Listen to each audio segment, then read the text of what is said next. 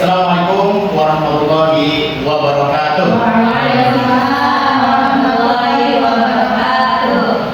Bismillahirrahmanirrahim. Alhamdulillahirabbil alamin. Wa bihi nasta'in wa ala umuri dunya waddin. Shalatu wassalamu ala asyrofil anbiya wal mursalin wa ala alihi wa sahbihi ajma'in. Amma ba'd. Bapak Ibu guru, khususnya guru kelas di UPTD SDN Bawamo, saya di sini selaku CGP dan saya juga memang ada di sekolah ini. Saya masuk dalam pendidikan guru penggerak di angkatan 11. Untuk itu ada satu proyek, ada satu tugas dan ada satu kewajiban di mana saya harus memberikan diseminasi budaya positif, memberikan bahan ajar yang sudah saya pelajari dari modul 1.1 sampai modul 1.4 tentang budaya positif. Bapak Ibu, bahwa budaya positif itu adalah budaya atau sesuatu yang memang harus dilaksanakan di setiap sekolah, bukan hanya di sekolah tapi di lingkungan manapun budaya positif memang harus dilaksanakan. Bapak Ibu yang saya hormati, sebelum masuk perkenalkan saya Yogi Parsami Nugraha, CGP angkatan 11 Kabupaten Indramayu. Kebetulan saya juga sudah masuk ke pendidikan. Insya Allah 2 bulan lagi saya akan selesai melaksanakan kegiatan pembelajaran di guru penggerak ini. Bapak Ibu yang saya hormati, sesuai dengan prinsip dari guru penggerak bahwa setiap pembelajaran itu mengikuti pada kurikulum merdeka, ya kan?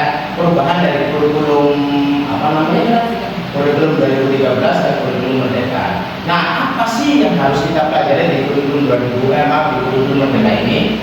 Ya kan? Ada beberapa hal yang sifatnya bahwa kurikulum merdeka itu memberikan sebuah kontrol kepada anak sehingga anak bebas untuk memilih, ya kan, untuk mengampu apa yang dia inginkan. Dalam artian tidak semata-mata guru sebagai kontrolnya, tapi anak sebagai kontrolnya. Bapak Ibu, sekarang saya sedikit akan memberikan speaking. Bapak Ibu semuanya dimohon berdiri terlebih dahulu. Baik, belum masuk pada materi, Bapak Ibu coba tangannya semuanya ke depan, ya kan? Tangannya ke depan, ya. Terus Bapak Ibu rekatkan tangan kanan dan tangan kiri Bapak Ibu dengan cepat. 1, 2, 3. Ulangi, 1, 2, 3. Baik, Bapak Ibu sudah melakukan ini. Ada enggak yang paling atas jempolnya tangan kanan? Coba. Saya. Ada enggak yang jempolnya tangan kiri? Ya. Dari 2 kesimpulan di atas, ya kan, bahwa refleksi yang sudah Bapak Ibu lakukan itu tidak mudah untuk diubah. Sekarang bisa nggak yang membiasakan memasukkan atau di atasnya tangan kanan diubah menjadi tangan kiri? Coba diulang. 1, 2, 3. Bisa? Bisa? Oke. Susah. Nah, itu bentuk perubahan dari kurikulum merdeka itu dari hal yang sifatnya kebiasaan itu harus dirubah, ya kan? Jadi biasanya guru melakukan pembelajaran dengan cara seperti apa, ya kan? Sekarang guru melakukan pembelajaran dengan cara supaya siswanya mampu menerima dan supaya siswanya mampu memilih apa yang dia inginkan. Oke, terima kasih, silakan duduk kembali.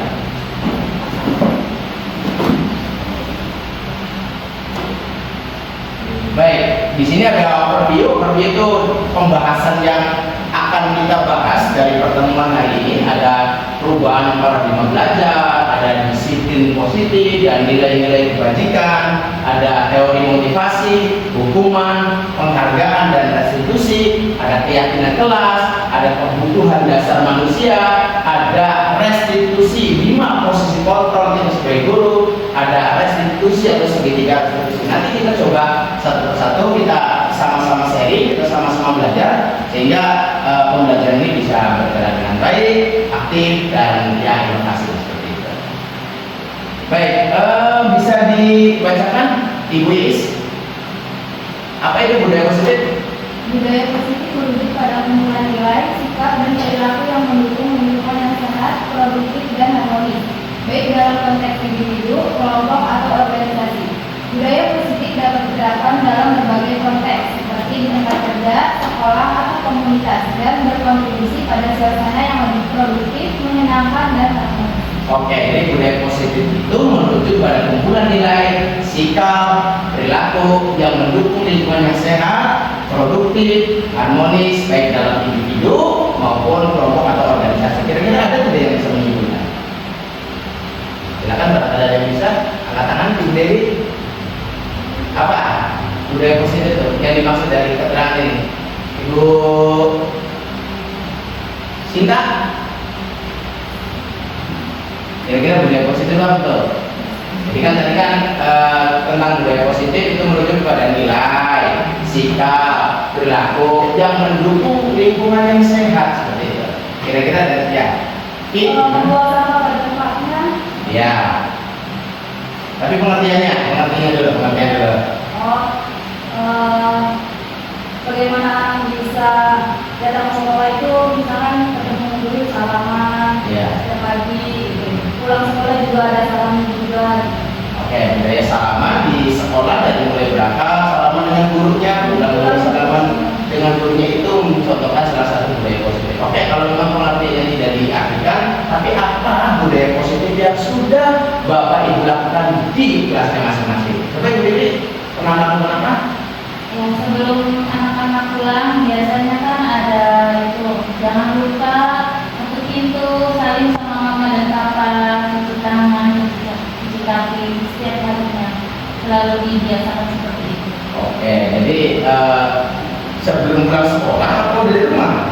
Enggak, maksudnya pas di kelasnya itu Pak, kan pas di kelasnya Ada mama-mamanya? Enggak, pas di kelasnya berdoa dulu. Iya. Berdoa sebelum murid-murid keluar kelas, itu kan guru-gurunya dibiasakan jangan lupa tutup pintu kalau mau masuk rumah, pulang sekolah gitu. Oke, terima kasih. Nah, ada lagi? Ya, Mbak Dia, Ibu Dia. Saya biasa di sebelum pembelajaran itu berdoa. Ya. Berdoa setelah beberapa menit, 15 atau 10 menit berdoa, kita literasi ya Pak. Literasi seperti apa itu? Literasinya itu ada yang memang bawa apa namanya buku-buku cerita, buku-buku kisah-kisah nabi atau kisah-kisah yang lainnya, gitu kan, legenda, gitu. Jadi nanti kita bareng-bareng bercerita di situ, literasi di situ.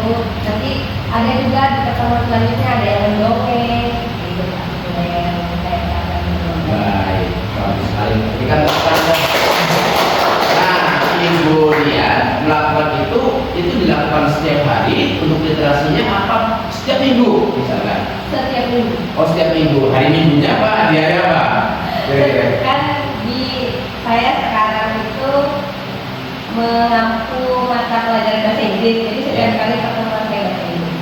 Oh, jadi meliterasi buku bahasa Inggris apa? Introduce apa? Ya, kalau apa bahasa Inggrisnya kalau percakapan itu? Conversation seperti itu. Ya. Nah, baik, balik lagi bahwa budaya itu terjadi karena suatu kebiasaan, ya kan? Hal-hal yang sering dilakukan terus menerus dengan tempo yang sama, waktu yang sama, ya kan? Itu merupakan satu kebudayaan. Makanya untuk menciptakan budaya positif kita ambil dulu nih apa yang mau kita ciptakan. Misalkan 5S kan ada tuh biasanya tuh apa? Biasanya salam, senyum, sapa, sopan, santun.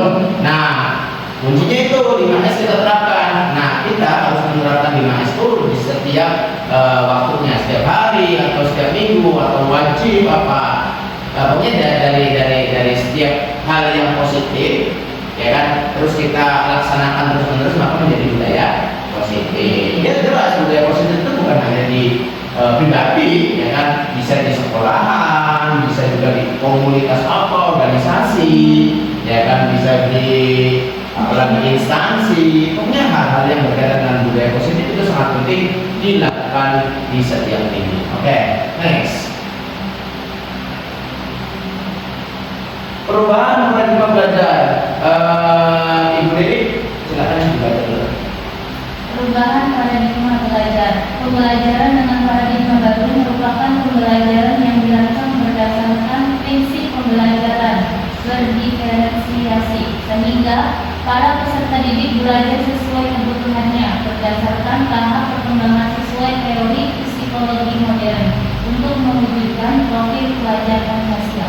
Oke, jadi pembelajaran dengan paradigma baru, paradigma yang lama kan ini udah kita semuanya sepakat lah tinggalkan paradigma lama. Sekarang kita adopsi paradigma yang baru.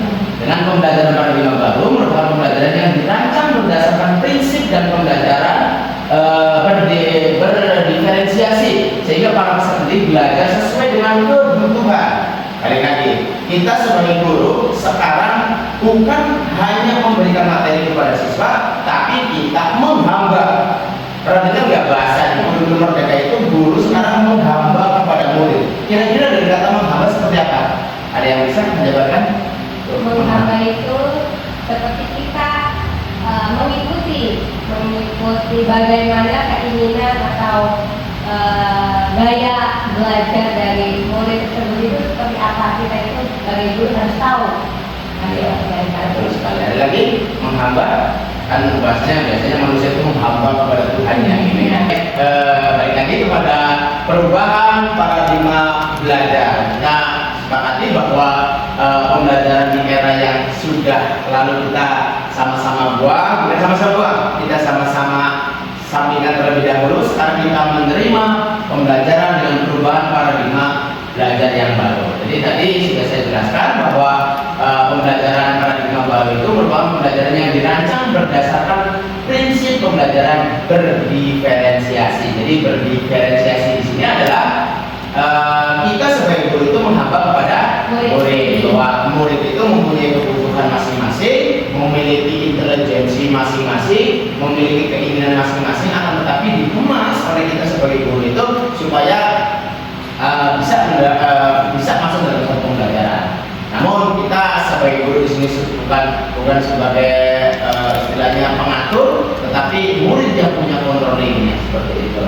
Baik, dalam pembelajaran berdiferensiasi ini, ya kan, bertujuan untuk menjadikan siswa-siswi kita, peserta didik kita menjadi profil pelajar Pancasila. Profil pelajar Pancasila. Jadi acting dari pembelajaran di kurikulum Merdeka ini adalah menciptakan siswa, membentuk siswa sebagai profil pelajar Pancasila. Baik, ibu-ibu, guru-guru PTDSD Wangu, ada berapa kira-kira profil pelajar Pancasila? Ada 6. Ada 6. Yang pertama apa? Beriman, bertakwa kepada Tuhan Yang Maha Esa. Beriman, bertakwa kepada Tuhan Yang Maha Esa. Kira-kira beriman dan bertakwa kepada Tuhan Yang Maha Esa dari budaya positif yang ibu bapak lakukan di sekolah, apa kira-kira? Contohnya? Oke, berdoa sebelum belajar. Berdoa sebelum belajar. Terus berbicara jujur. Berbicara jujur. Oke. Terus tidak membuli atau menakali temannya karena takut adanya Tuhan Yang Maha Esa. Oh, ya, jadi imbas dari perilaku gurunya, dia akan mendapatkan sanksi dari Tuhan. Mengetahui bahwa ada Tuhan di depan yang ini. Iya, berarti segala bentuk tindakan yang dilakukan oleh siswa atau oleh manusia itu pasti ada konsekuensi yang diberikan oleh Tuhan. Ya, jadi kita sebagai guru itu mengarahkan kepada siswa kita, kepada peserta didik kita supaya beriman, bertakwa kepada Tuhan Yang Maha Esa, seperti itu. Selanjutnya apa lagi? Wis mandiri. Kira-kira mandiri itu apa? Ya, apa Ibu Dewi? Mandiri itu tadi seperti kalau kelas 1 kan minggu pertama mungkin masih diatur namanya. Ya. Minggu kedua sudah dilepas. Ya. Terus waktu di kelasnya mungkin sudah bisa merapikan alat belajarnya sendiri, bertanggung jawab atas barang-barangnya sendiri. Oke, jadi mandiri itu tidak semuanya dibantu oleh orang lain, ya kan, tetapi dia bisa melakukan Sendiri. Oke. Selanjutnya ada apa lagi, Ibu?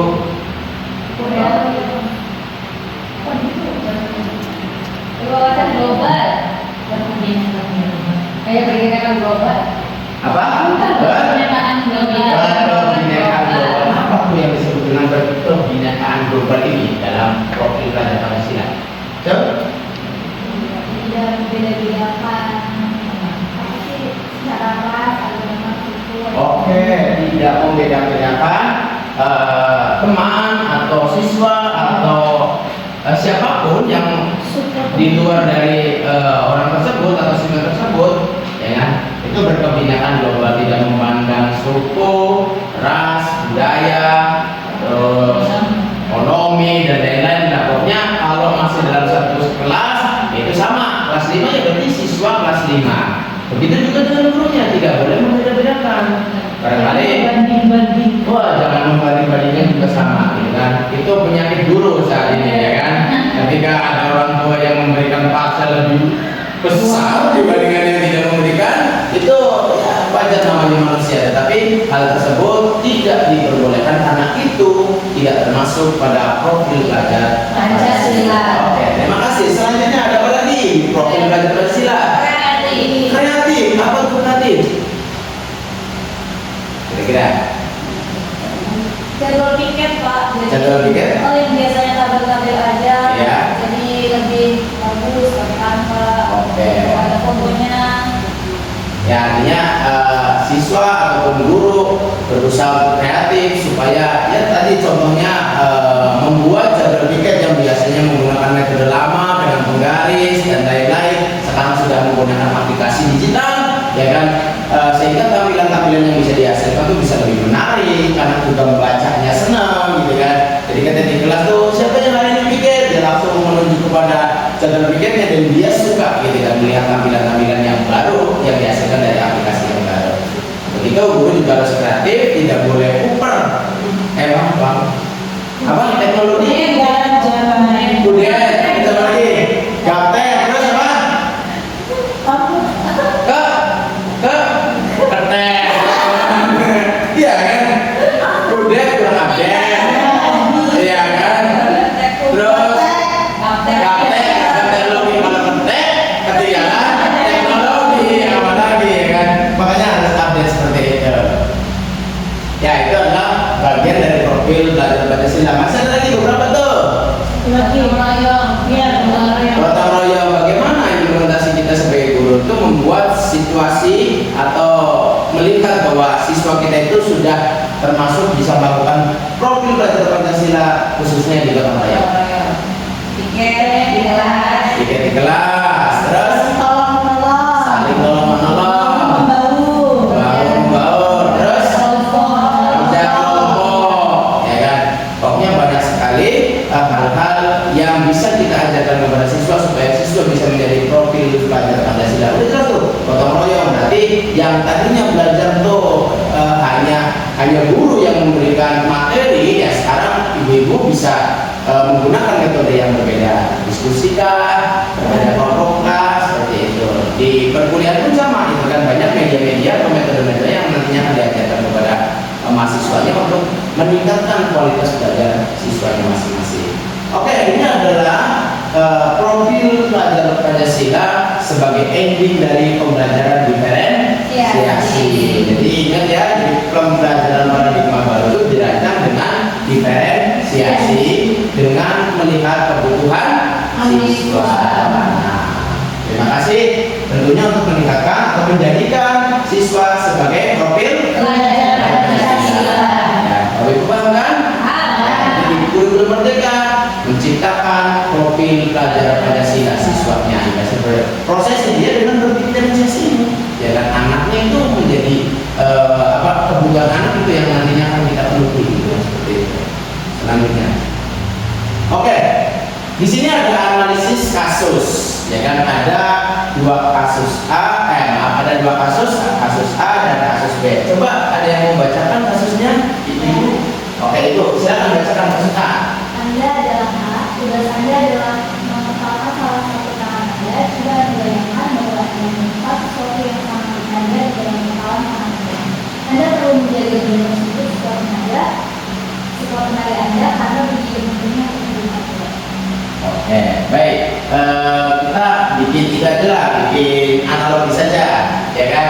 Nanti Ibu Dian dengan Ibu Hikma, ya kan? Maju ke depan dulu, coba nanti ke depan.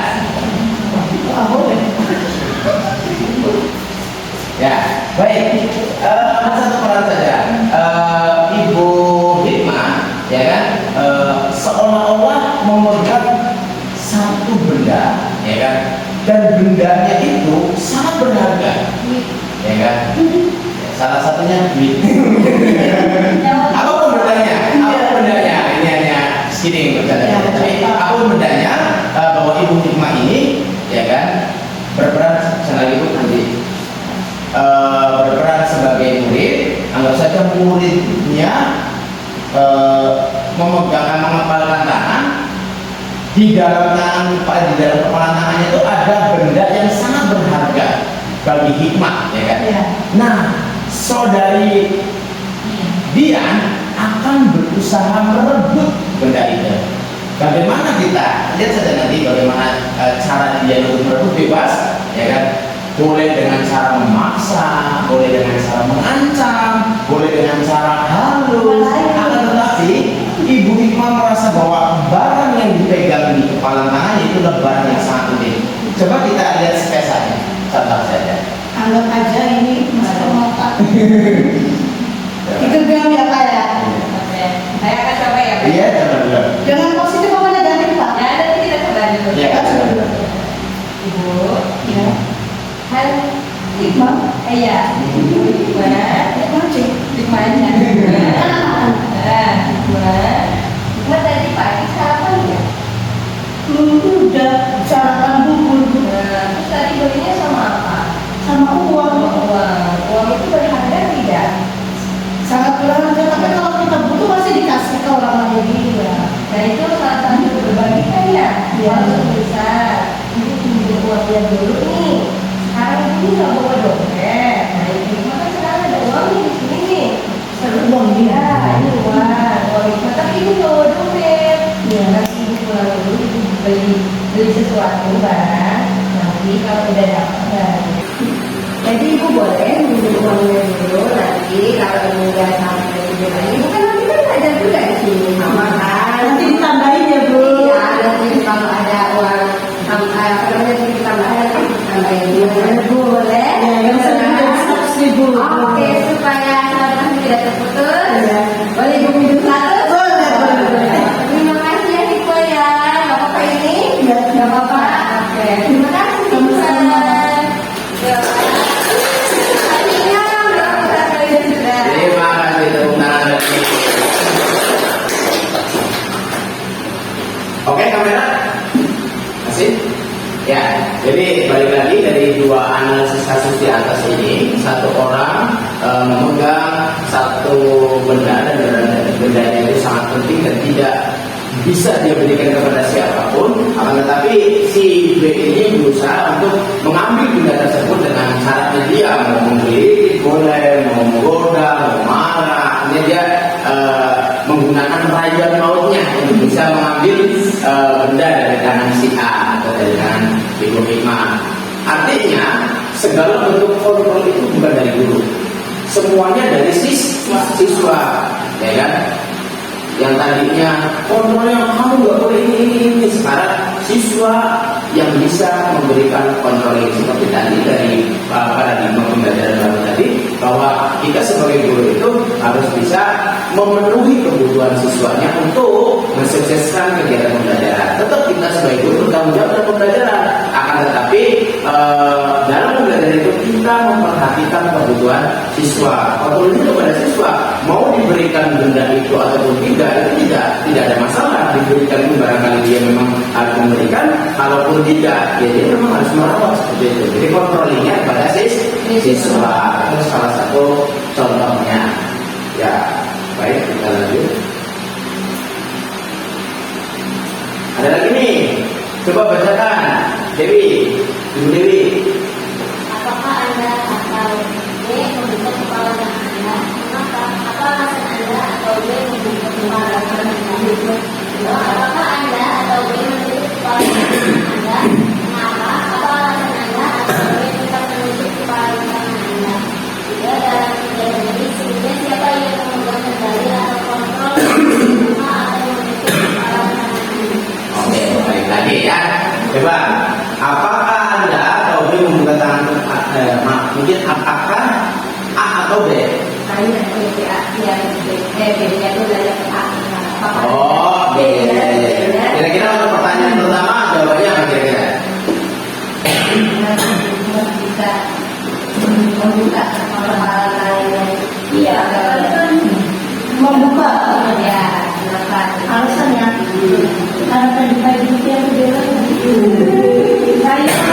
Lakukannya itu dengan cara halus, tidak memakai kekerasan atau paksaan.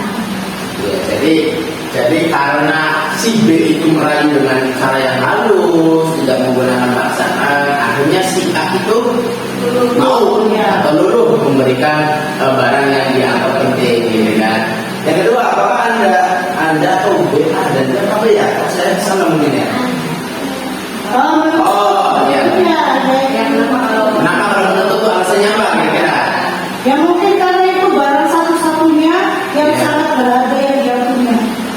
Kalau yang tidak melepaskan. Iya, kalau yang tidak melepaskan itu karena saking pentingnya, Ya. saking pentingnya barang tersebut sehingga ya dia tidak mau memberikan kepada siapapun, sehingga dia mempertahankan barang itu mau dengan rayuan mau apapun, ya jelas, ya kan dia tetap mempertahankan barang tersebut. Tidak, dalam kegiatan ini sesungguhnya siapa yang memegang kendali atau kontrol? Yang punya barang. Yang punya barang atau sisa, ya. Dalam ini konotasinya kepada sisa. Jadi nanti yang memberikan kontrol itu adalah siswa, ya. Jadi di pembelajaran berdiferensiasi ini adalah kita sebagai guru menghamba kepada siswa, karena siswa yang memberikan kontrol kita, ya kan. Kita nggak boleh mengatur seenaknya sendiri, karena sekarang siswa juga bagian dari apa yang harus kita hamba seperti itu. Jadi tadi kan sesuai dengan profil dari. Oke, selanjutnya. Nah, ini konsepsi tentang self control ya. Silakan dibaca saja. Nanti ada apa aja dari ilusi murid, ada ilusi bahwa semua penguatan konsentratif dan bermanfaat. Ya, ini ada bentuk konsep sajalah, gambaran saja tentang teori kontrol. Ilusi bahwa kritik dan membuat rasa bersalah mampu menguatkan karakter. Ilusi bahwa orang dewasa berhak memaksa, ya ini teori kontrol seperti itu. Dan tadi balik lagi bahwa kontrolnya itu bukan kepada guru tetapi kepada siswa dan murid. Lanjut.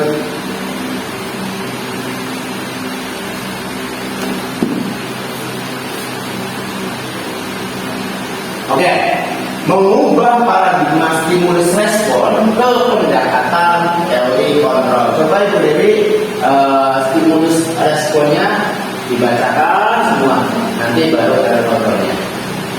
Stimulus respon yang pertama ada realitas atau kebutuhan kita sama. Selanjutnya ada semua orang melihat hal yang sama. Terus kita mencoba mengubah orang agar berpandangan sama dengan kita. Selanjutnya ada perilaku buruk dilihat sebagai suatu kesalahan. Terus orang lain bisa mengontrol saya bisa mengontrol orang lain. Pemaksaan ada pada saat hubungan gagal. Terus yang terakhir model berpikir menang atau kalah. Oke, baik. Kita pelajari dulu satu persatu dari stimulus respon, lalu kita masukkan kepada teori kontrol. Oke, yang pertama realitas kebutuhan kita sama. Pikiran kita maka ada, ya kan? Bocah ini pikirannya pada BKB, siswa ini pikirannya kita pikirannya kan di stimulus responnya. Sedangkan di teori kontrolnya realitanya berbeda. Dari belakangnya, intelijensinya, kebutuhan dan lain-lainnya berbeda. Kita kan sebagai guru sama bocah kecilnya cilik kafir pada BKB, dulu anak. Ada perbedaan, ya kan? Baik cara menangkap materi, baik cara dia menjawab, baik dia cepat ataupun lambatnya itu kan berbeda. Jadi kita tidak boleh menganggap semuanya sama. Karena pada realitas menurut dari kontrol bahwa kebutuhan kita adalah berbeda. Selanjutnya, semua orang melihat hal yang sama. Itu pemikiran kita pada saat ini, ya kan? Akan tetapi menurut teori kontrol bahwa setiap orang memiliki gambaran berbeda. Ya kan sih jelek, ya kan? Tapi dari samping kok ternyata ganteng, gitu kan? Dilihat dari depan jelek, ya kan? Dari samping ganteng. Tadi bahwa stimulus responnya adalah semua orang melihat hal yang sama, akan tetapi masuk pada teori kontrolnya bahwa setiap orang memiliki gambaran yang berbeda, ya kan? Walaupun persepsinya semua orang sama nih, ya kan? Bumi itu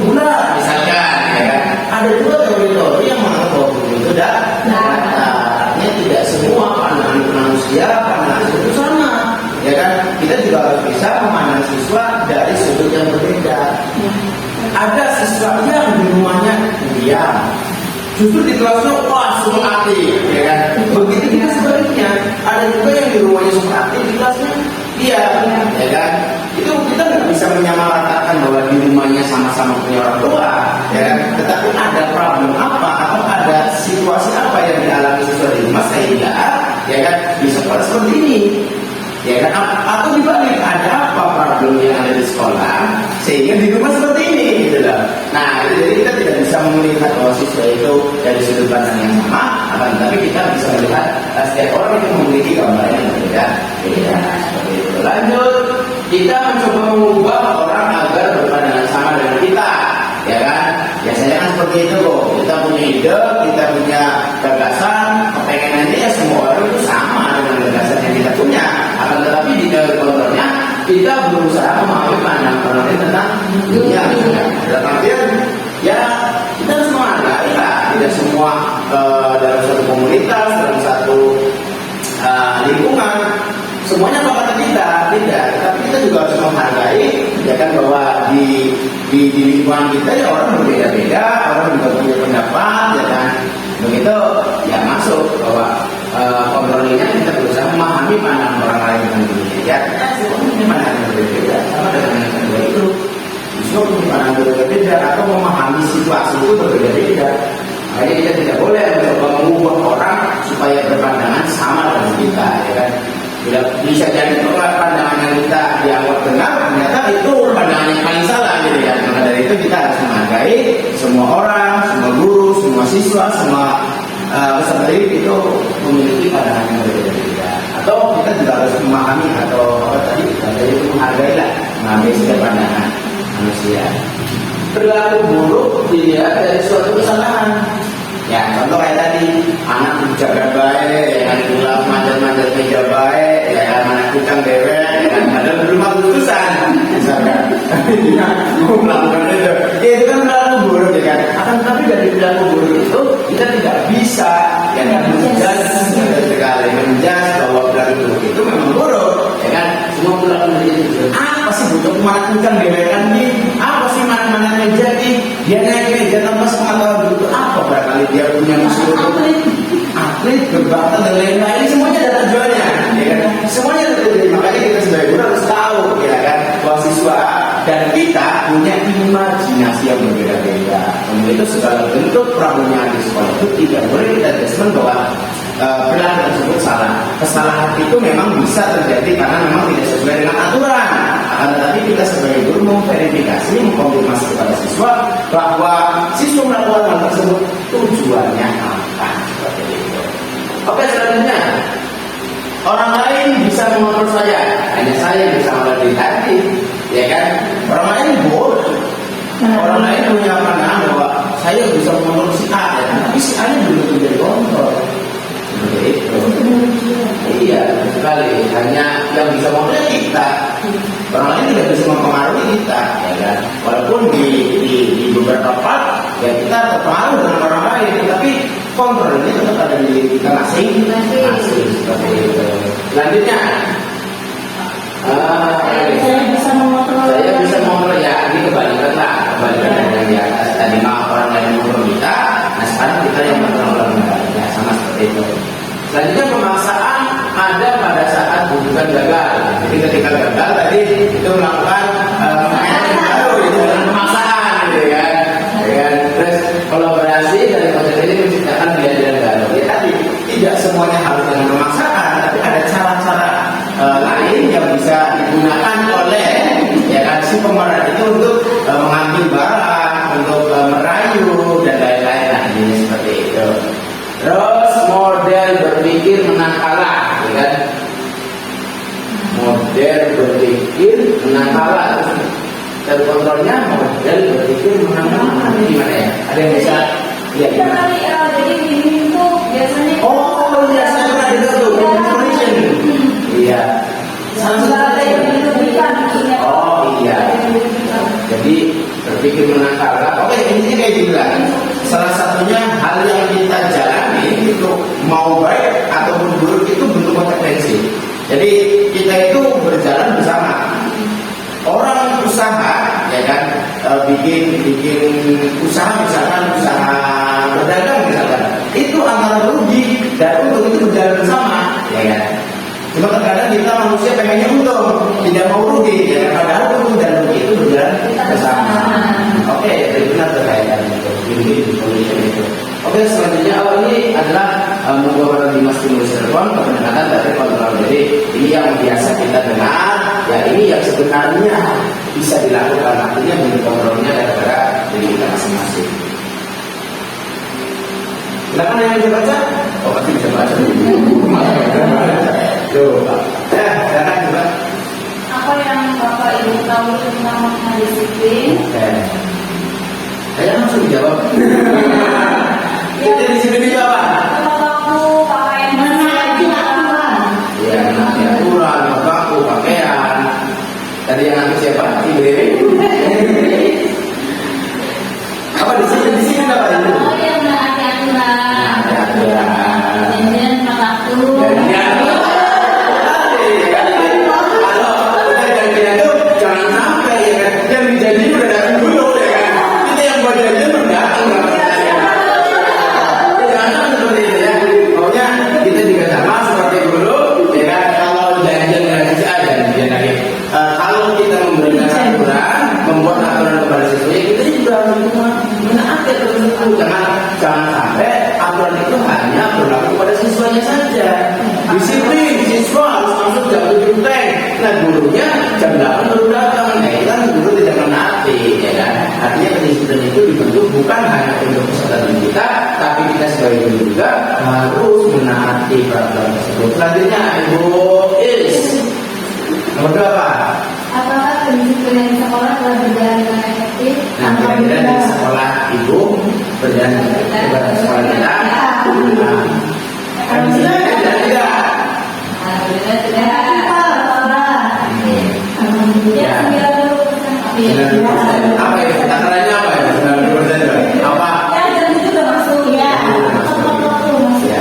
Jadi kedisiplinan itu sangat penting Bapak Ibu, karena tanpa peningkatan kedisiplinan itu pasti mengganggu ya setiap kegiatan pembelajaran. Dan stop di sini selama lupa biasanya gitu ya kan. Sama waktu ibu jadi mahasiswa juga seperti itu ya kan.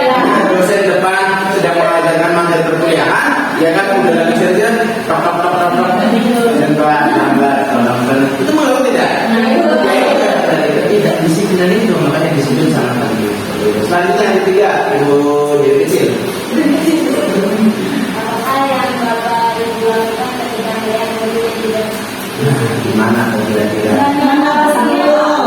Menanyakan apa sebab alasannya. Iya. Jangan langsung disanksi. Kan belum tahu apa alasannya. Iya. Nah tapi kalau misalnya udah tidak disiplin selesai, Ya disanksi ya. sanksi. Jadi kedisiplinan kita sangat penting. Semua komunitas, semua instansi, semua sekolah itu harus punya tataran kedisiplinan. Karena itu membentuk budaya kita yang baik. Oke, disiplin positif. Ada yang mau bantu baca? Ya, Disiplin positif merupakan salah satu cara penerapan disiplin yang bertujuan untuk menunjukkan kesadaran serta memberdayakan diri tanpa diberikan imbalan berupa penghargaan, reward, ancaman atau hukuman. Sebagai pendidik, tujuan kita adalah menciptakan murid yang memiliki disiplin diri sehingga mereka berperilaku mengacu pada nilai-nilai kebajikan, universal dan memiliki motivasi intrinsik dalam perubahan perilaku ke arah yang lebih baik. boleh baik. Disiplin positif merupakan salah satu cara penerapan disiplin yang bertujuan untuk menunjukkan kesadaran serta memberdayakan murid tanpa memberikan imbalan berupa penghargaan atau reward, ya kan, ancaman atau hukuman. Jadi ya disiplin ya harus dibentuk, ya kan. Jadi jangan sampai kita sebagai guru itu bilang bocah makanya dulu, ibu orang seluan, dikasih hadiah aduh ya. Jangan. Jadi budaya positif disiplin juga ya harus terbentuk dari dalam diri kita tadi. Guru sebagai pendidik tujuan kita adalah menciptakan murid yang memiliki disiplin diri. Bocah itu kan ngerti bahwa disiplin itu penting buat dirinya, ya kan.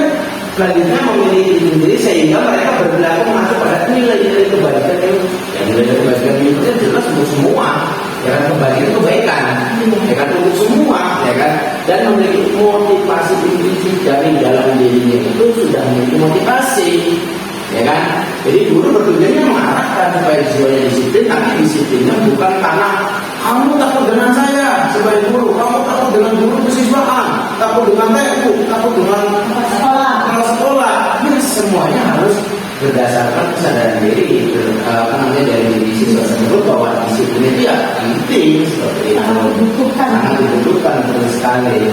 Ya, jadi balik lagi bahwa disiplin positif, guru mengarahkan kepada siswa bahwa pentingnya disiplin itu harus dari diri siswa masing-masing. Ayo lagi, guru. Nilai-nilai kebajikan adalah sifat-sifat positif manusia yang merupakan tujuan mulia yang kami capai tidak dimiliki. Nilai-nilai ini merupakan hal yang besar dari sikap dan perilaku kita, atau nilai-nilai ini merupakan fondasi kita berperilaku. Oke, ada yang disemangatkan nilai kebajikan. Dan bersifat positif manusia yang merupakan tujuan mulia ingin dicapai setiap individu. Nilai-nilai ini merupakan payung besar dari sikap dan perilaku kita untuk nilai. Ya, ini mah nilai kebajikannya ya harus kita bangun sebagai kondisi kita dalam melaksanakan nilai positif itu. Next, oke, nilai-nilai kebajikan jelas tuh ada. Saya katakan ada profil belajar Pancasila, beriman kepada Tuhan dan bertakwa kepada Tuhan Maha Esa, bertanggung global, gotong royong, mandiri, kreatif, dan kenalan kritis. Ada lagi kenalan kritis nih, ya kan? Jadi siswa itu kita bolehkan untuk tahu, untuk menggali apa yang dia inginkan.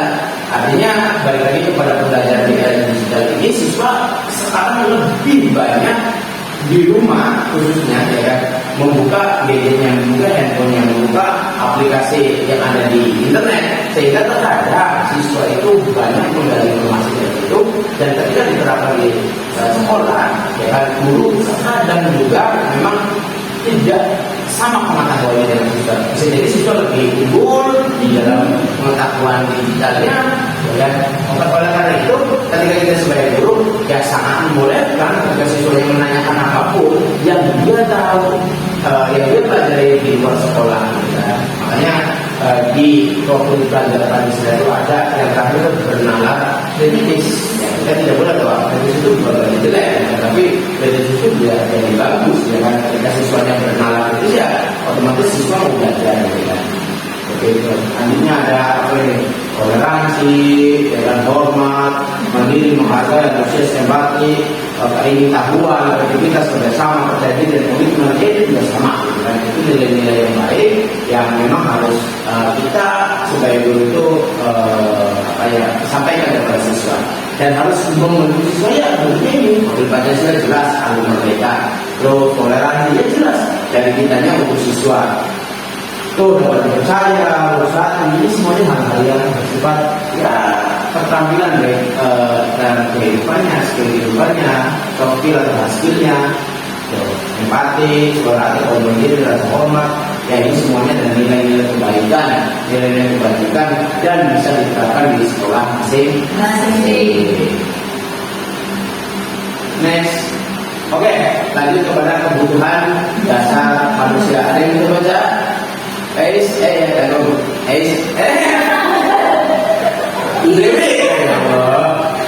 Kebutuhan dasar manusia. Kebutuhan dasar manusia adalah segala sesuatu yang kita lakukan untuk mendapatkan apa yang kita inginkan. Seluruh tindakan yang kita lakukan memiliki tujuan tertentu, dan semua usaha terbaik yang kita lakukan adalah dalam rangka agar kebutuhan dasar kita terpenuhi dengan baik. Jadi nanti ada kebutuhan dasar sehingga kita akan melakukan beberapa hal yang bertujuan untuk kebutuhan kita itu terpenuhi. Ya ini sebagai pengertian saja bahwa kebutuhan dasar manusia adalah segala sesuatu yang kita lakukan untuk mendapatkan apa yang kita inginkan. Segala kebutuhan yang kita lakukan ya berarti kebutuhan dasar kita. Ya kan, hidup itu semuanya kebutuhan. Hidup itu semuanya kebutuhan. Dalam bahasa bisnis bahwa hidup itu bisnis. Kita bangun tidur itu udah bisnis, ya kan? Sebelum tidur aja kita udah prepare, ya kan? Di sini kan sibuk, ya kan? Menyibukkan diri, ya kan? Jadi sebelum tidur aja kita udah prepare bahwa besok tuh mau kemana? Bangun tidur kita mau apa? Ya kan? Habis itu kita ngapain? Kita mau makan apa? Kita mau ngerjain apa? Ya kan? Ya itu balik lagi bahwa segala bentuk kebutuhan dasar manusia ya kita harus lakukan karena itu nanti ada tahapan-tahapan yang membuat kebutuhan manusia terpenuhi. Apa itu? Ada 5 kebutuhan dasar manusia: bertahan hidup, skala global, ada 5 gitu.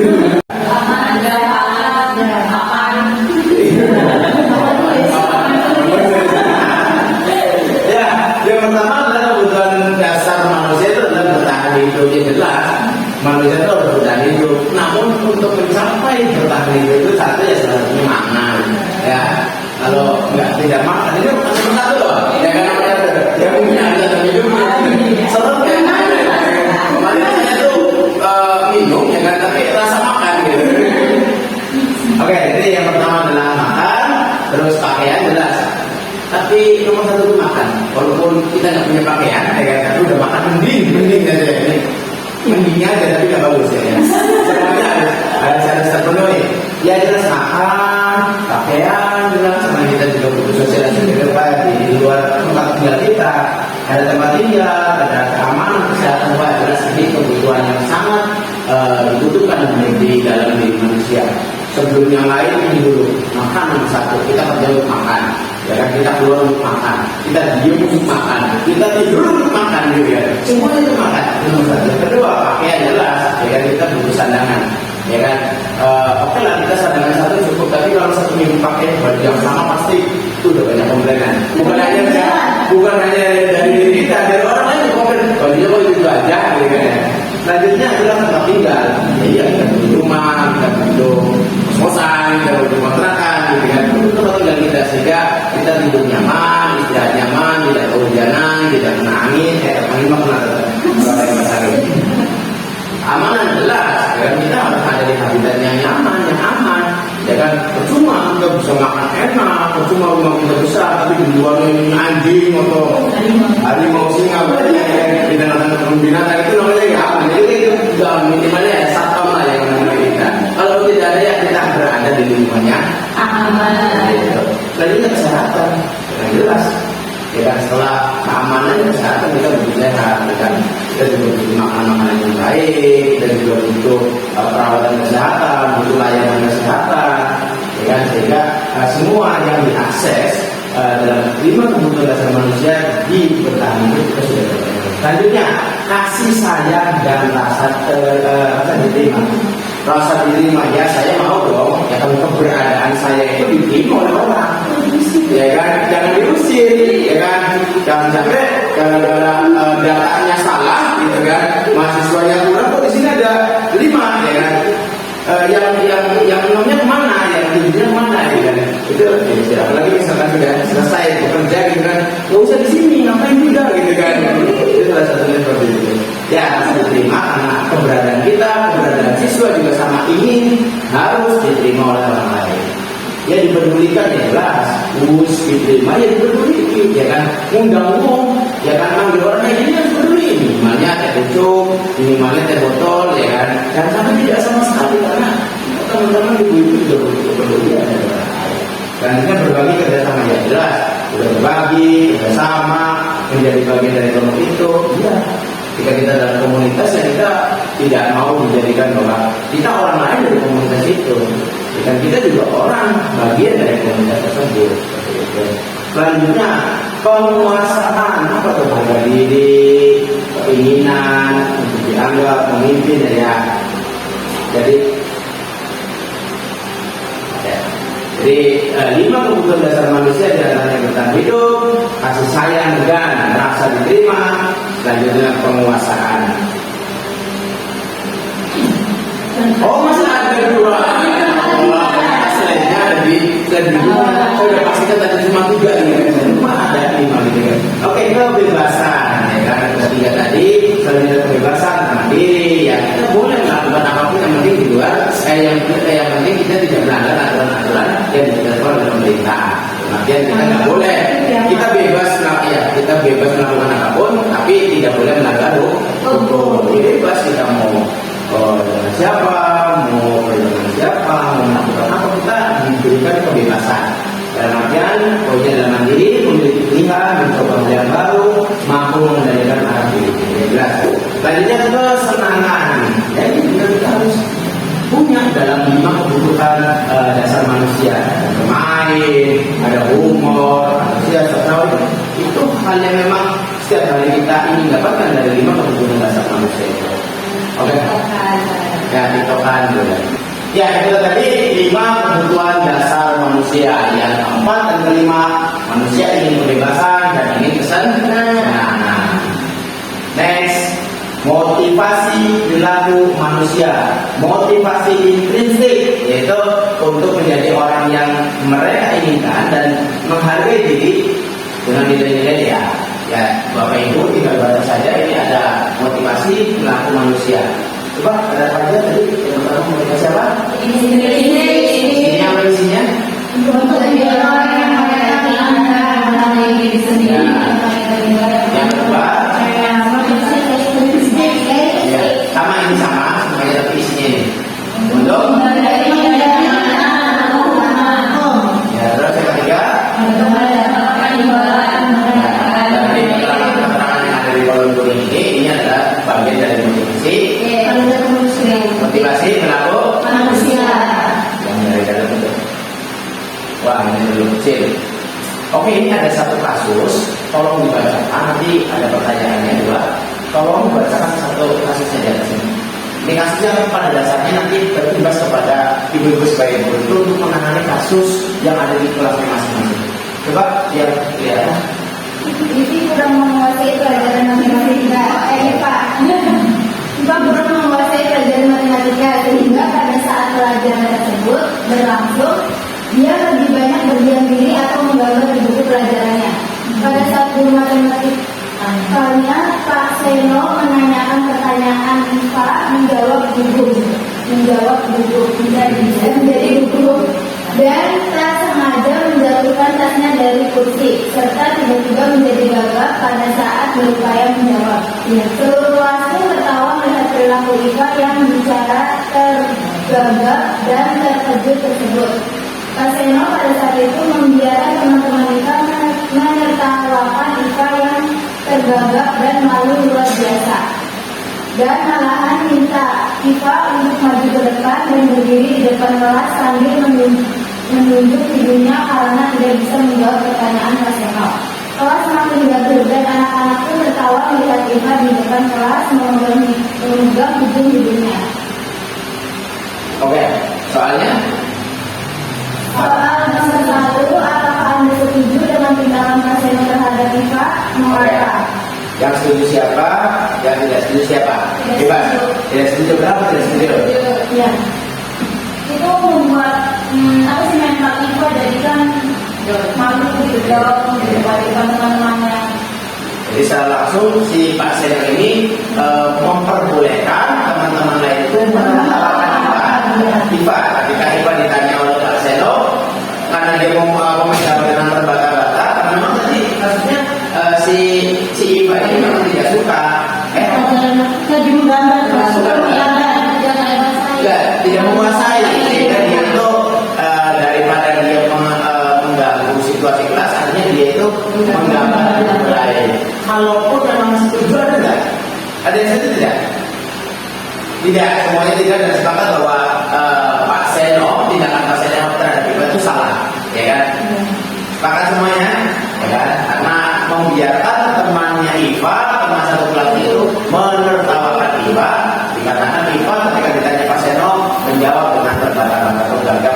Ya tadi karena ketidaksiapan itu, yang seharusnya dia belajar matematika, dia malah justru menggambar di bukunya sendiri. Sehingga ketika ditanya, Seno, ya apa ya? Sering terjadi ya? Oke, sangat sering terjadi di kelas. Karena mungkin balik lagi kepada minat belajar siswa yang kurang, sehingga tidak menguasai pelajaran yang kita berikan. Selanjutnya, coba pertanyaan kedua, B. Menurut Anda, tindakan Pak Seno terhadap Ipa adalah sebuah hukuman atau konsekuensi. Mengapa? Apa kira-kira? Mungkin menurut Pak saya itu supaya kita itu konsentrasi, terus disiplin untuk apa ya, belajar matematika. Oke, nah, Ya. apa? Konsekuensi. Jadi menurut Ibu Dian bahwa di dalam kasus itu bagian dari konsekuensi. Ya. Ada yang bagian dari hukuman. Kira-kira saya dihukum tidak kira-kira? Maaf, Iva dihukum tidak? Iya. Ini kan ada tanggapan nih, kayak tindakan kasarnya terhadap Iva adalah termasuk hukuman atau konsekuensi. Jadi konsekuensi si anak itu tidak memperhatikan ya, si anaknya si teman lainnya akan melakukan dari tindakan itu.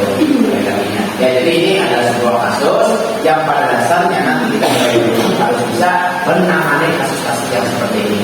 Dan bagaimana nanti tindakan yang lebih baik ya nanti kita coba bahas. Memang dari slide berikutnya ada jawaban dari beberapa kasus yang sudah dialami oleh Bapak Ibu seperti itu. Nah, akhirnya, ya ini akhirnya jawabannya tadi dari kasus Iva tadi. Ini jawabannya perbedaan hukuman, konsekuensi dan restitusi. Oke, coba bacakan Ibu-ibu, hukuman itu apa? Hukuman itu tidak terencana atau tiba-tiba, kemudian murid tidak tahu apa yang terjadi atau tidak dilibatkan, Ya. sifatnya satu arah dan berupa fisik atau psikis. Salah satu contohnya apa? Gimana?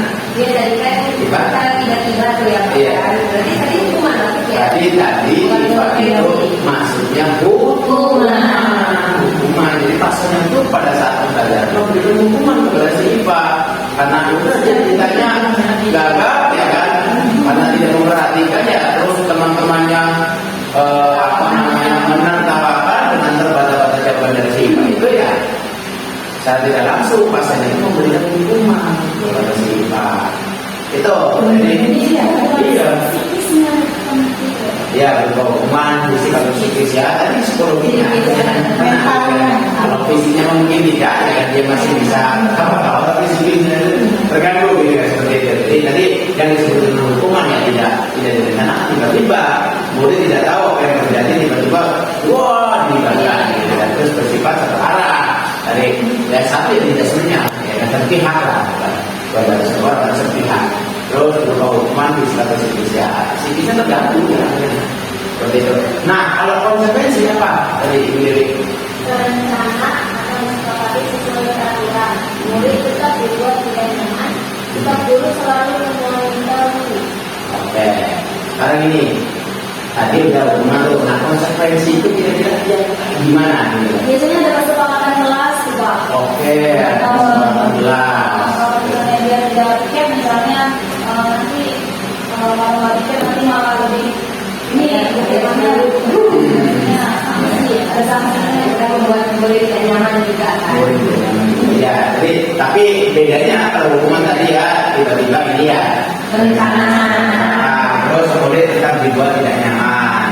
Terus sikap lurus kurikulum mereka itu adalah Restitusi. Jadi dua-duanya dibahas. bukan dihapus, tetapi kita harus bisa memberikan atau menetapkan sesuatu. Ya kan dulu ketika ada maaf kita baca belajar itu apa? Untuk menciptakan kondisi bagi murid untuk memperbaiki kesalahan. Ya. Proses kolaboratif yang mengajarkan murid untuk mencari solusi. Baik, itu juga ada problem. Itu guru itu harus berkomunikasi dengan murid, harus berkolaborasi dengan murid supaya ada satu solusi. Hukuman ada solusi belum tentu. Iya, konsekuensi ya mungkin karena kesepakatan ya kan, tapi belum tentu solusi ya kan. Tetapi ketika adanya restitusi itu dari setiap problem harus adanya solusi. Contoh kecil seperti ini, ketika anak terlambat masuk kelas ya kan, kita sudah ada kesepakatan kelasnya yang terlambat sekian menit lari 5 kali putaran itu sudah direncanakan. Siswa tahu konsekuensinya, tetapi apakah setelah siswa mendapatkan konsekuensi tersebut siswa berubah? Berubah nggak kira-kira? Belum tentu. Makanya harus ada restitusi, pencarian solusi. Kira-kira bocah di bakal makan awan dengan apa? Misalnya awan baterai, apa yang main tangannya awan, apa memang tidak ada yang mengantar, macam-macam. Nah itu makanya kita sebagai guru ya masuk pada program belajar Pancasila ini kita juga harus paham tentang restitusi, bagaimana cara memberikan solusi terhadap permasalahan yang ada di sekolah. Oke, ini ada satu lagi contoh. Ada dulu ya, lokasinya aja. Lari membeli basket dua kali teman-teman hadir di sekolah. Nah ini maksudnya apa nih? Konsep apa yang membuat kira-kira kalimat ini menjadi? Ya. Bisa jadi Bagaimana?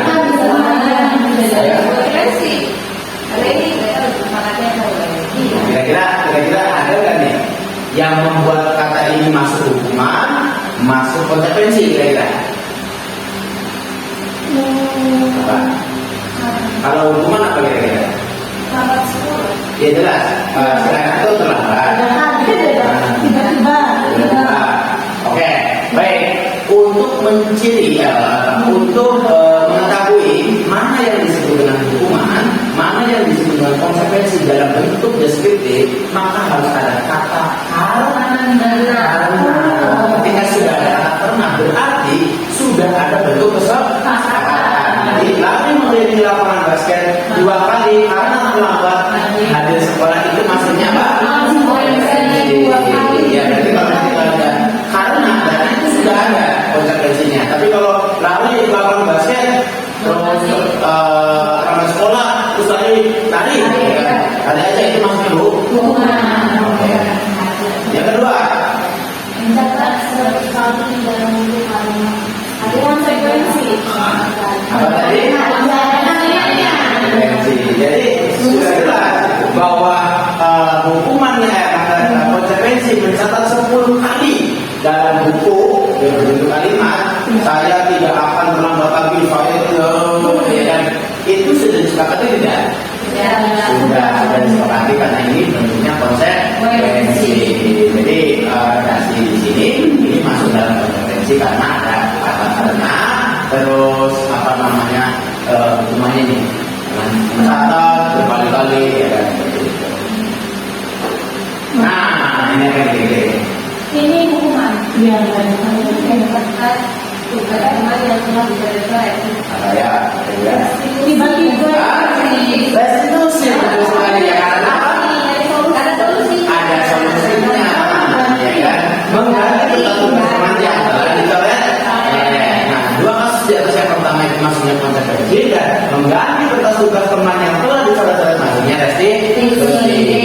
Dengan semudah itu bahwa guru itu harus mau merestitusi karena harus memiliki solusi dari setiap problem yang ada di sekolah. Ayo baca lagi. Keyakinan kelas. Mengapa keyakinan kelas bukan peraturan kelas? Kira-kira apa yang disebut dengan keyakinan dan apa yang disebut dengan peraturan? Kita aja. Coba keyakinan apa? Kalau keyakinan itu datangnya dari diri sendiri dari dalam. Oke. Yakini. Iya. Peraturan bisa dari luar. Jadi kita tuh tinggal mematuhi aja yang dibutuhkan. Oh iya. Bukan dong. Jadi keyakinan itu bisa datang dari diri kita sebagai guru sebelum memulai pembelajaran baik setiap hari ataupun baru mulai di tahun ajaran baru itu boleh melakukan keyakinan kelas. Ya setiap kelas itu harus memiliki keyakinan kelas. Kamu mau masuknya paling lama berapa menit? Sekian pak di kelas harus ngapain? Gak boleh bawa handphone pak, gak boleh ribut pak, harus disiplin dan lain. Semuanya diadopsi, semuanya dicatat, nanti disimpulkan dan disetujui disepakati oleh siswa. Contoh misalkan, coba keinginan yang kamu, coba apa keinginan kamu dalam kelas? Nanti siswa pasti tulis gitu. Pak, saya mah inginnya belajarnya santai pak. Pak, saya mah inginnya kalau di kelas itu nggak apa-apa makan. Yang penting jangan makan berat, snack aja nggak apa-apa, misalkan atau minum nggak apa-apa. Boleh bawa botol sendiri. Nah itu silakan ibu-ibu sebagai guru di kelasnya masing-masing menampung semua aspirasi siswa. Boleh. Untuk membentuk keyakinan karena nanti dari semua keinginan siswa ibu adopsi itu misalkan ibu bisa menggunakan kertas yang warna-warni namanya apa?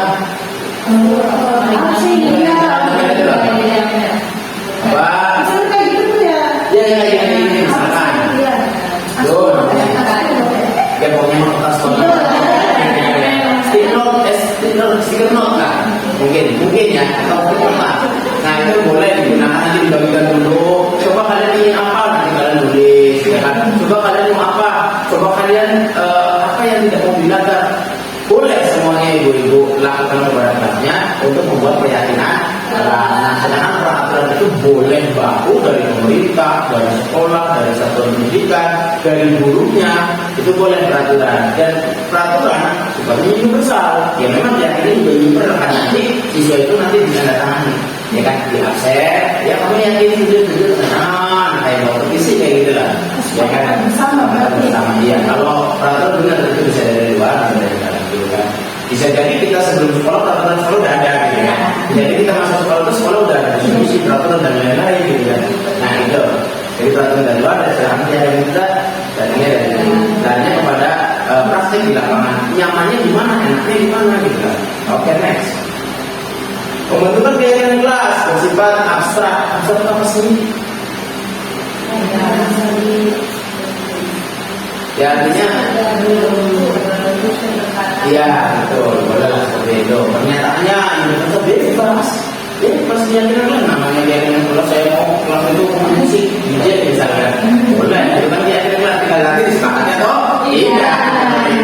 Selanjutnya dibuat dalam pernyataan ya, contoh misalkan boleh makan, boleh minum, terus tertib, terus jangan ribut. Ya cerita jangan setiap anak nanti ketika punya keyakinan kelas, kamu punya kelasnya apa? Jangan ribut, kamu kalian boleh makan, kamu jangan terlambat seperti itu. Jangan satu anak itu sudah dibuat puisi atau buat redaksi segitu banyaknya sehingga anak nanti lupa atas keyakinan kelas yang dia buat.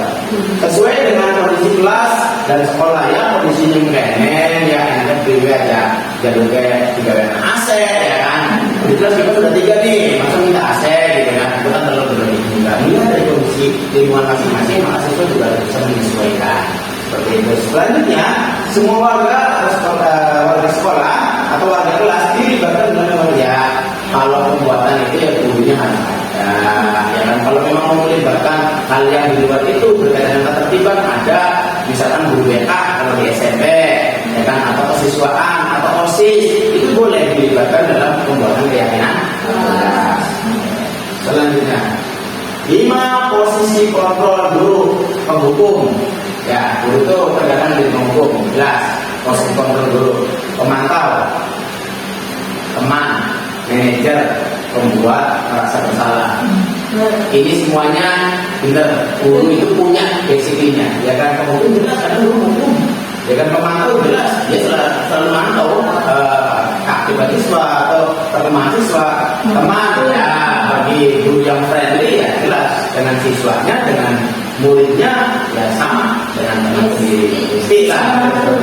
Terus membuat merasa bersalah ya, terkadang guru itu ketika sudah dianggap superior ya bisa membuat siswanya merasa bersalah ketika dia bersalah, terus dibuat kata-kata yang seperti apa alias siswa sampai rumah itu merasa bersalah terus-terusan kan. Padahal yang dia lakukan itu tidak 100% sama banget gitu. Tapi mungkin karena guru mempunyai posisi kontrol pembuatan kesalahan, dia merasa salahnya dengan dan sebagainya. Dan dia mengatur. Sebagai guru ya harus bisa ngatur. Kalau nggak bisa ngatur ya berarti bukan guru. Contoh penerapan 5 posisi kontrol dulu pada kasus siswa, kasusnya siswa tidak memakai atribut lengkap saat upacara bendera. Ayo dong ikuti aturan sekolah, tolong bantu ibu bapak kali ini ya. Ya sudah tidak apa-apa lain kali jangan sampai berbuat seperti ini. Ya intinya, oh ini kalau posisi kontrolnya sudah kena, ya kan? Jadi dia akan mengeluarkan redaksi yang menjadi seperti ini. Kalau sebagai pemantau, kamu sudah melanggar peraturan sekolah, kamu tahu konsekuensinya. Setelah upacara kamu beli atribut operasi dan jangan diulangi. Nah, sebagai manajer, apakah kamu tahu kesalahanmu? Kira-kira bagaimana kamu memperbaiki kesalahanmu sebagai manajer?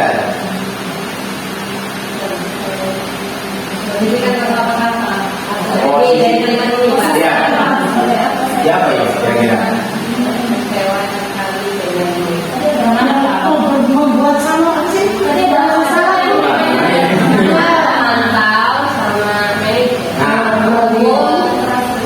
Membuat merasa bersalah. Kita lihat coba. Saya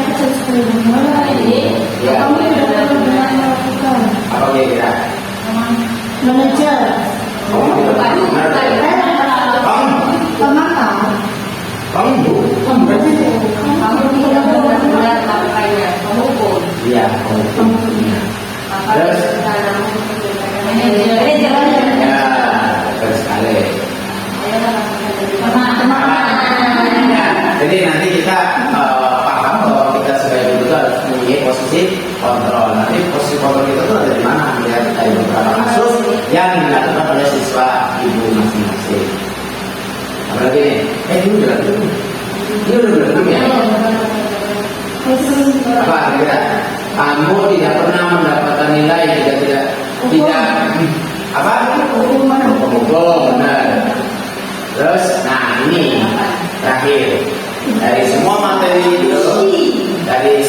materi yang kita pelajari pada saat ini ada yang disebut dengan tahapan seri 3 restitusi. Nah, ini nggak usah dibaca, kita baca yang kanannya aja. Ada yang pertama namanya validasi tindakan yang salah, terus menstabilkan, terus menanyakan. Apa contohnya? Oke, menstabilkan tidak apa? Bacanya. Upaya untuk membangun kembali identitas diri yang positif dan kuat setelah mengalami suatu kesalahan. Oke, contoh, ketika ada siswa yang terlambat, ya kan, guru tidak boleh langsung menjadi penghukum. Guru harus menanyakan terlebih dahulu, kenapa kamu terlambat? Itu memvalidasi identitas. Misalnya terlambat itu kenapa? Ya Bu, Pak, karena saya bangunnya siang. Ya B, ya karena saya itu macam-macam lah problem yang ada di siswa ketika siswa itu terlambat masuk sekolah. Nah, kita stabilkan dulu nih. Tak kondisi tadi kita tanyakan dulu bahwa kamu kenapa melanggar ini, kenapa kamu berantem, kenapa kamu terlambat, kenapa kamu tidak, kamu tanyakan dulu. Ibu tanyakan dulu, ya kan? Setelah tahu jawabannya baru validasi tindakan yang salah.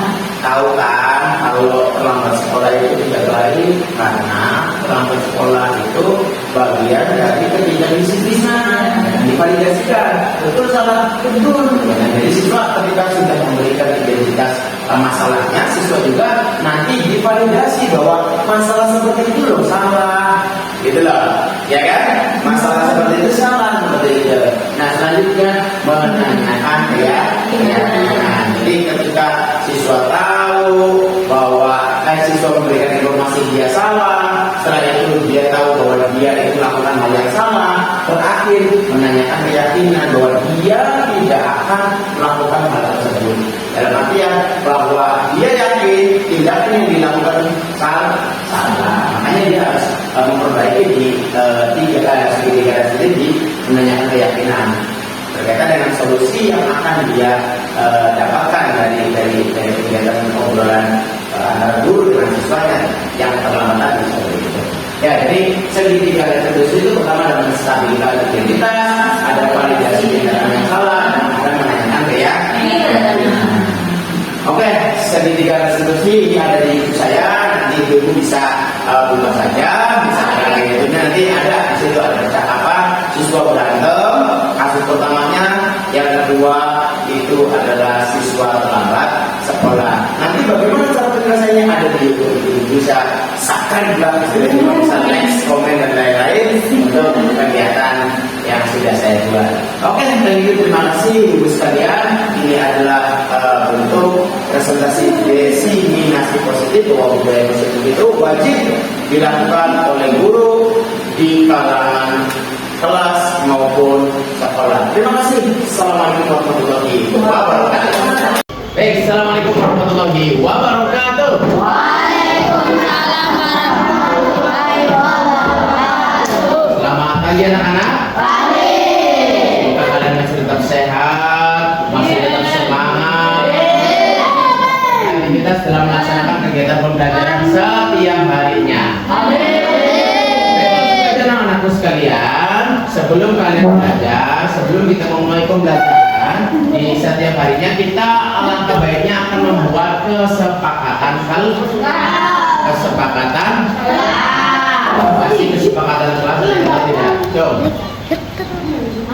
Membuat janji, apalagi? Musyawarah, apalagi? Membuat peringatan, Apalagi? Boleh. Silakan. Ya.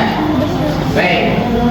Kesepakatan kelas itu diawali dengan keyakinan kalian masing-masing. Ya, semuanya berdasarkan bentuk keyakinan kalian masing-masing, dan keyakinan itu kita kumpulkan bersama dalam satu kelas. Setelah itu kita jadikan sebagai kesepakatan kelas. Jadi keyakinan kalian dulu nih, kira-kira di dalam kelas itu kalian mau ngapain? Kira-kira di kelas itu lebih baiknya belajarnya seperti apa?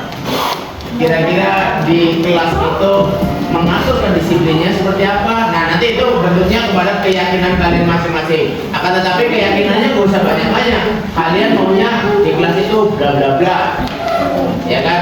Belajarnya seperti ini, ya kan? Terus di dalam boleh bentuk keyakinan apapun yang kalian inginkan itu boleh dicurahkan kepada kertas yang sudah Bapak bagikan. Oke, keyakinan kalian itu keyakinan kelas itu salah satunya adalah memberikan sebuah kebebasan kepada teman, menghargai pendapat orang lain, dan merubah hal yang negatif menjadi positif. Jadi tadi kita menandakan bahwa keyakinan kelas itu harus dibuat, keyakinan kelas itu harus disepakati supaya kalian dalam belajar itu bisa lebih baik, bisa lebih semangat, bisa lebih kreatif, dan saling menghargai pendapat teman satu kelas. Baik, adik-adikku sekalian, kita sekarang akan membuat keyakinan kelas. Keyakinan kelas itu datangnya dari sendiri. Ya kan, keyakinan kelas itu tidak semuanya harus sesuai dengan aturan. Ya kan, aturan yang sudah jadi di sekolah itu harus sesuai. Tidak. Saya menginginkan apa di dalam kelas itu?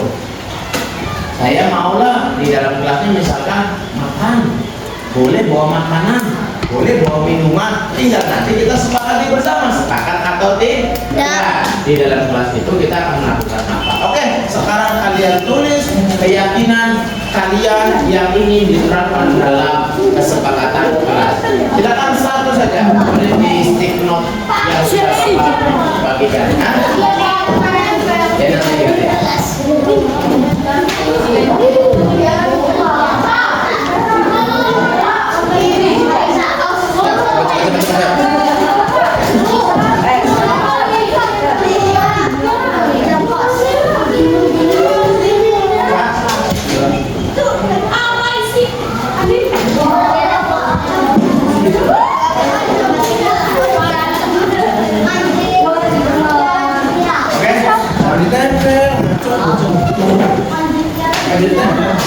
Tulis dulu.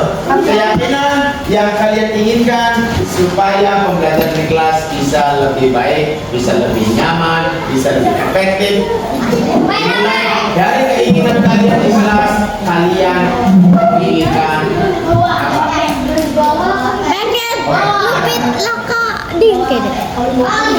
Tulis saja, tulis saja. Tulis saja satu saja sesuai dengan keinginan kalian masing-masing. Tolong jangan di dalam kelas pengennya ngapain?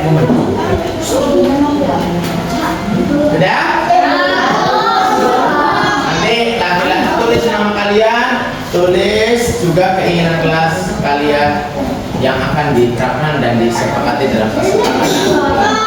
Ya, masih boleh. Tulis namanya, Pak. Ya, tulis namanya.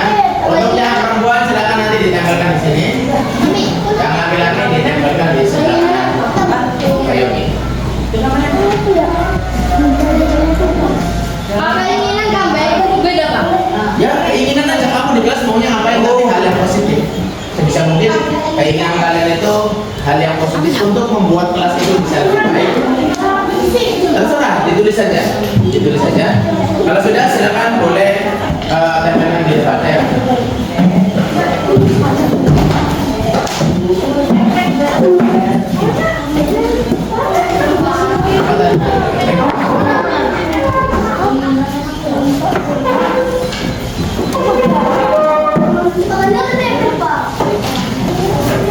Keyakinan di dalam diri kalian itu supaya kelas itu bisa berjalan dengan baik, pembelajarannya lebih kondusif, pembelajaran lebih efektif, pembelajarannya bisa lebih semangat. Oke.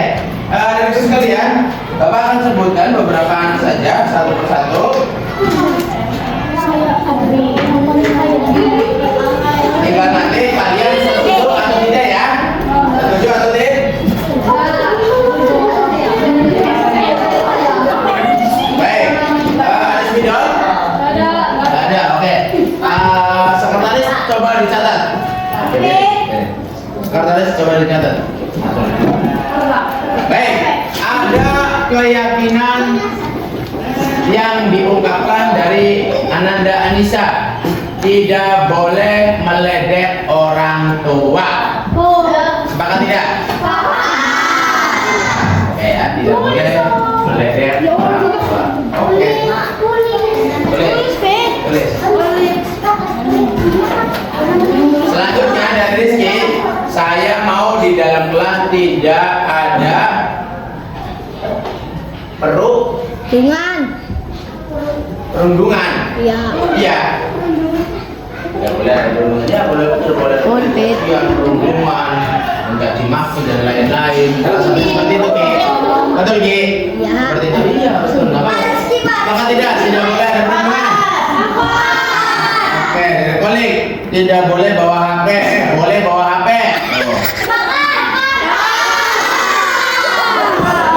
Boleh. Oh, itu bisa aja boleh.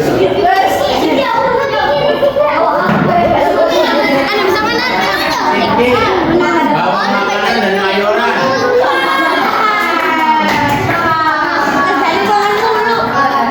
Ya, kira-kira kalau dalam kelas bawa makanan terlalu banyak juga itu menimbulkan sampah. Maka kira-kira kita sepakati saja boleh bawa makanan tapi makanan ringan. Boleh, itu boleh dibuka, boleh dimakan di sela-sela pembelajaran. Apa ya, pas guru sedang break, pas guru sedang santai, itu boleh dibuka dan dimakan. Udah? Terus dari dulu deh. Apa ini masa turnamen? Turnamen, oke itu udah masuk akal ya. Masa di kelas turnamen jadi tidak? Oke. Main HP dan main bola, masa di kelas main HP dan main bola? Sepakat tidak? Oke, ada lagi. Aku pengen di kelas tidak berisik. Setuju tidak?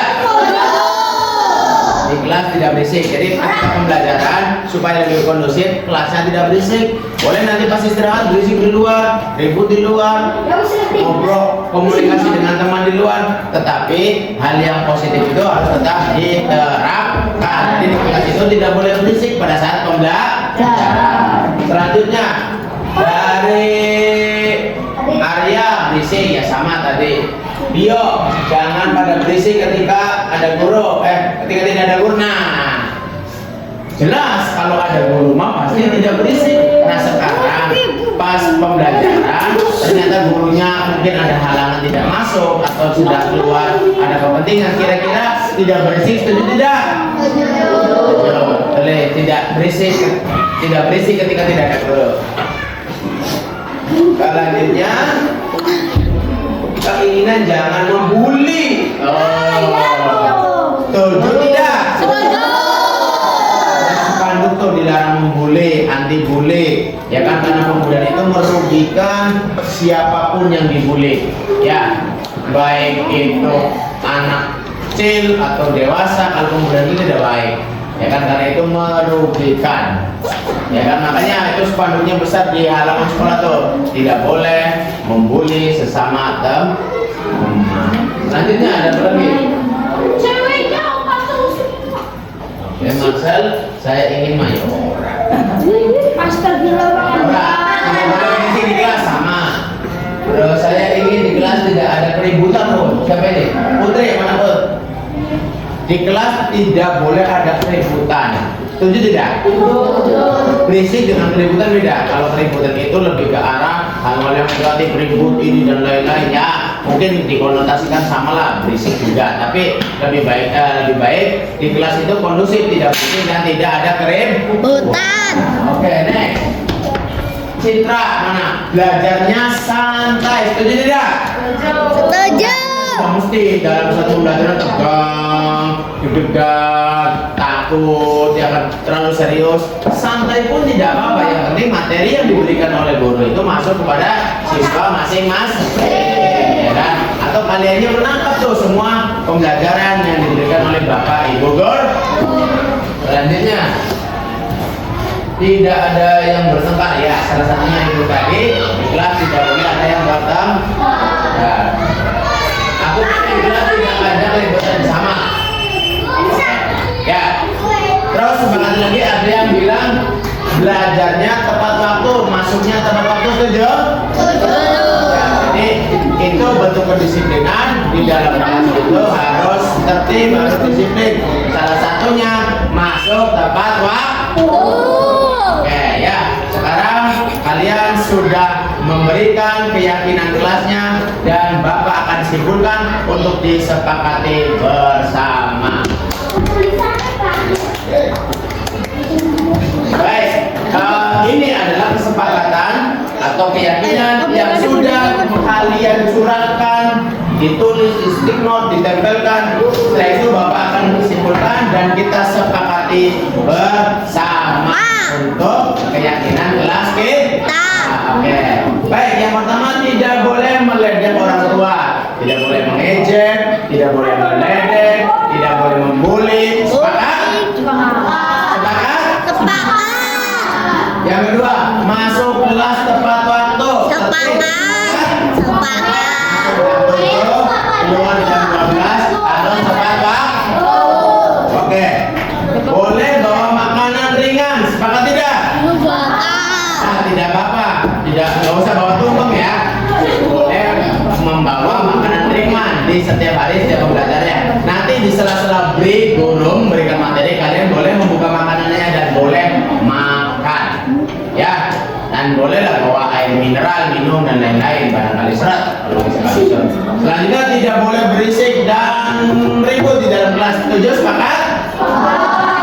Selanjutnya belajarnya santai dan disiplin waktu. Jelas. Jadi disiplin, masuk tepat waktu, di dalam menghargai sesama teman. Ketika teman berpendapat tidak boleh diejek, ketika teman berpendapat tidak boleh dikatakan kamu salah ini dan lain-lain. Semuanya saling menghargai pendapat satu sama lain.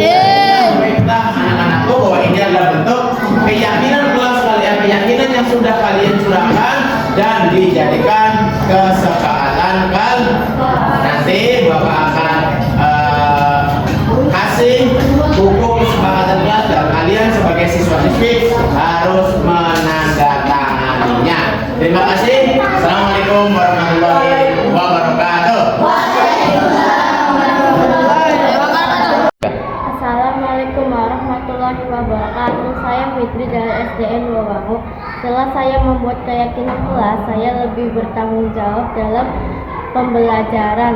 Terima kasih. Wassalamualaikum warahmatullahi wabarakatuh. Assalamualaikum warahmatullahi wabarakatuh. Saya Elsa dari SDN 2 Wangu. Setelah saya membuat keyakinan kelas, saya lebih disiplin lagi dalam belajar. Terima kasih.